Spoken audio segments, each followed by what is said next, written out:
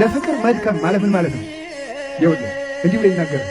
ቆይ ከአካላት መካከል ይላል ቅዱስ ዮሐንስ አፈወርቅ፣ ከአካላት መካከል ዓይን ቢታመም ይላል።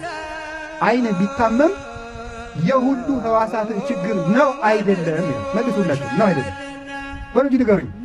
የሁሉም ሕዋሳት ችግር ማለት ነው። በጣም ግሩም።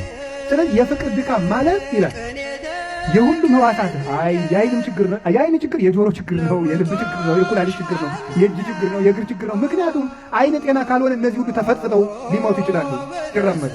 ስለዚህ የዓይን ችግር የሁሉ ችግር ነው፣ የሁሉ ሕዋሳት ችግር ነው። እንግዲያውስ ይላል እንግዲያውስ ሁሉም ክርስቲያኖች አንድ የክርስቶስ ሕዋሳት እንደሆኑ ታውቃለህ ወይ ይላል።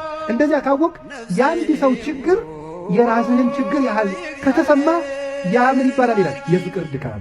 ከተሰማ በኋላ ምን ትላለህ? ትደክምለታለህ። መድኃኒት ካለው ሰው ትሄዳለህ፣ ትጠይቃለህ፣ ተግተህ ዓይኔን ካመመኝ ሳምንት ሆነኝ፣ ዓይኔን ካመመኝ ወር ሆነኝ ብለህ ትለፋለታለህ።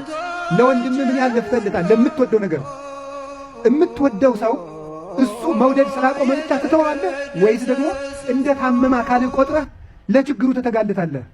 ያን አንተን ከሚጠላበት አይምሮ እንዲወጣ ትደክምለታለህ ወይስ ከጠላኝ እኔ ምን አገባኝ ብለህ ዘወር ትላለህ?